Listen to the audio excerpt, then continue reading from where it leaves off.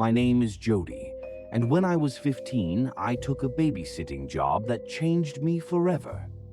It happened during the summer when school was out and I had way too much time on my hands. The Nelsons were a friendly couple with 2 kids, Jason, 10, and Mia, 4. They lived a few blocks from us, in a cozy house at the edge of the woods. The parents were attending a wedding about 2 towns over, so they asked if I could watch the kids until midnight. I agreed. Everything started out fine. I ordered pizza, let the kids stay up a little later than usual, and we played board games. Around 9 p.m., I told them it was time to get ready for bed. Jason helped Mia brush her teeth, and I read them a short story. They were in their shared room upstairs, tucked in and drifting off to sleep. I went back downstairs and curled up on the couch with my phone. That's when Jason came down. He was pale. "There's a man smiling at us through the window," he said. "What?" I jumped up, suddenly alert. He was standing in the backyard, just watching, smiling. I followed him upstairs and checked their window. Nothing. The backyard was still, the trees barely swaying in the night breeze. I told him he probably imagined it. Maybe he saw a shadow. He didn't argue, but he asked if I could stay in the hallway until he fell asleep. I agreed. Minutes passed. Silence. Then I heard something. A slow tapping sound from the back door downstairs. I crept down the stairs, heart pounding. The tapping continued, software rhythmic. I peeked out through the kitchen window. Nothing. I unlocked the door and opened it slowly, stepping onto the porch. Then I saw it. A man, tall, thin, dressed in black, standing just at the edge of the woods. His face was hard to see in the dark, but one thing stood out. A wide, unnatural grin. He didn't move. He didn't blink. Just stood there, smiling. I stepped back inside and locked the door. I checked every window, every door, locked them all, pulled the curtains shut.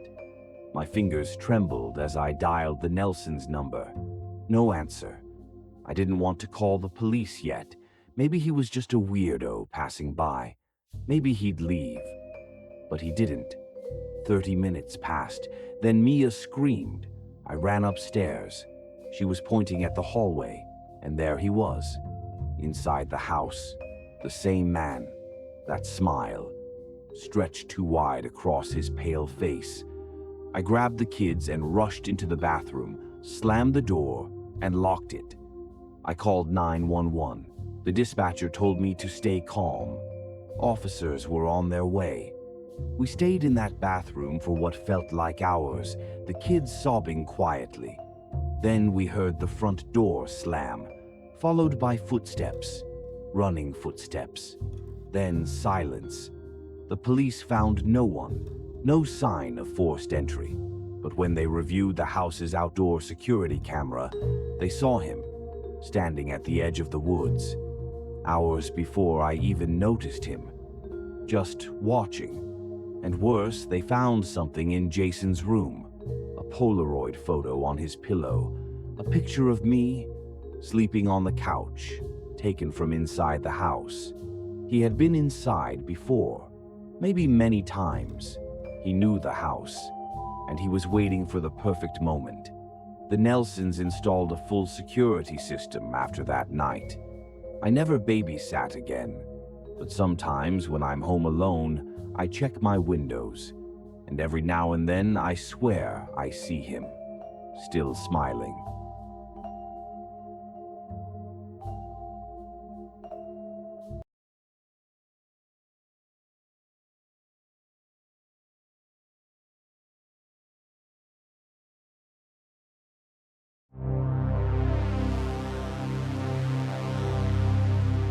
It was supposed to be an ordinary Friday night. The rain had been tapping steadily against the windows since dusk, and thunder rumbled low in the distance like the growl of something ancient and angry. I was 17, trying to save money for college, and had taken a babysitting gig for a new family that had just moved into our neighborhood. The Turners seemed normal enough. Nice house, warm smiles, and a shy little girl named Lily who clung to her mother's side when I first arrived. Her mom handed me a list of instructions, gave Lily a kiss on the forehead, and told me they'd be home by midnight. "She's already had dinner," she said. "Just read her a story and tuck her in by 8:30. Easy money, I thought. After they left, Lily slowly warmed up to me. We played with her dolls, watched a cartoon movie, and then I read her a bedtime story.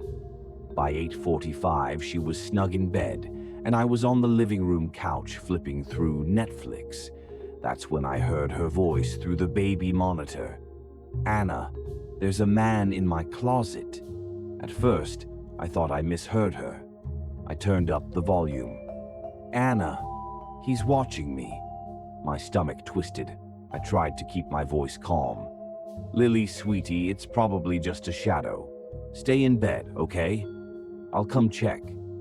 I grabbed my phone and started recording, just in case. As I walked upstairs, the house creaked under my footsteps, every sound amplified by the silence. Lily's door was slightly ajar. I pushed it open. She was sitting up in bed, eyes wide, pointing at the closet. "Don't let him get me," she whispered. I forced a shaky smile. "There's no one in the closet, Lily." Watch. I crossed the room and flung the door open.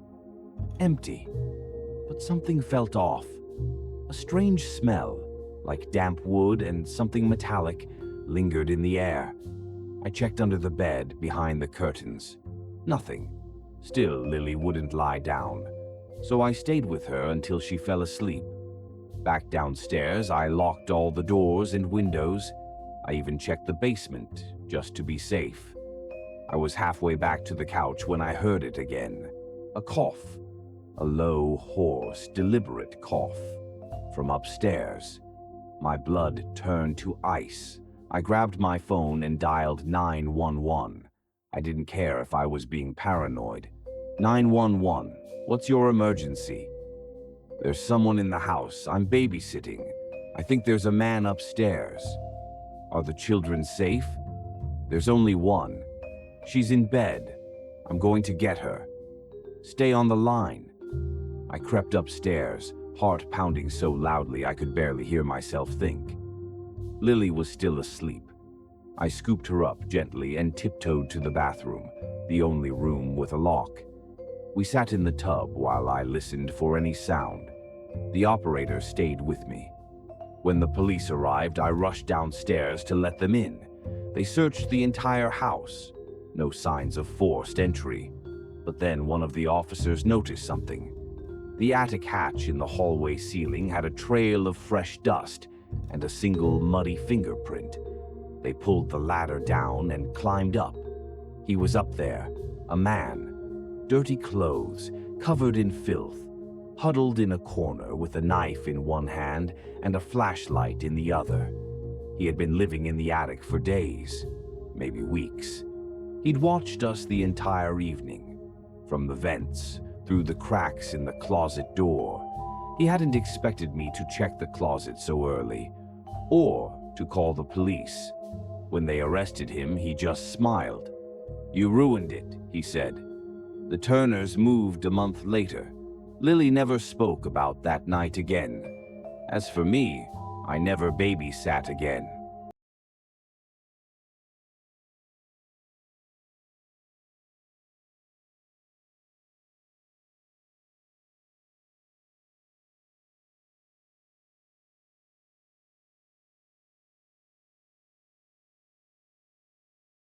My name is Sarah, and I'm 24. This happened just a few years ago when I was still in college. I took on occasional babysitting jobs to help with rent, and one night I got a request from a woman named Mrs. Alden to watch her 6-month-old baby girl, Olivia. It was a one-night job. She and her husband were going out to a charity gala, and they'd be gone until around 1 a.m. They lived in a beautiful old Victorian-style home, recently renovated, but still filled with antique furniture and thick carpets that swallowed your footsteps. They told me Olivia was already asleep upstairs, and all I had to do was keep an eye on her using the baby monitor they provided. Simple, or so I thought. By 9 p.m., I was curled up on the couch, flipping through channels, occasionally glancing at the monitor. It showed Olivia's crib in grainy black and white, her little chest rising and falling. Then, around 10:12 p.m., the monitor crackled. A voice came through, low, raspy. Not a baby. "She's mine now." I froze, my skin prickled. I rewound the monitor's playback, nothing but white noise. I convinced myself it was a glitch, some kind of interference. But then it happened again, 15 minutes later. "She's mine now." Same voice, same tone, no mistaking it. This time, Olivia began to cry. I sprinted up the stairs and into her nursery. The room was empty. Olivia was wailing, but there was no one there. I picked her up, rocked her back to sleep, checked every corner of the room. Nothing. I was starting to feel like I was losing it. So I sat in the rocking chair beside the crib and decided to stay there for the rest of the night. At 11:48 p.m., something new happened. The monitor turned itself on, and it wasn't showing the baby's room. It was showing me, sitting in the rocking chair, from behind, like a camera was in the room filming me. But I was right there. There was no camera. I looked behind me. No one. But the monitor kept playing. The angle shifted slightly as if someone were moving with the camera. I stared at the monitor in horror. That wasn't a feed. It was a recording. From earlier that night, it showed me walking into the room, sitting down. Then, behind me, the nursery door opened a crack, and a hand reached through. I screamed. I turned and ran. Grabbed Olivia, locked myself in the master bedroom, called 911. They came within minutes, searched the house top to bottom. No intruder. But in the crawl space above the nursery, they found a wireless camera and candy wrappers and a dirty sleeping bag. Someone had been watching that baby for weeks. The Aldens moved out a month later. I never heard from them again. But sometimes when I close my eyes, I still hear it, that voice. "She's mine now."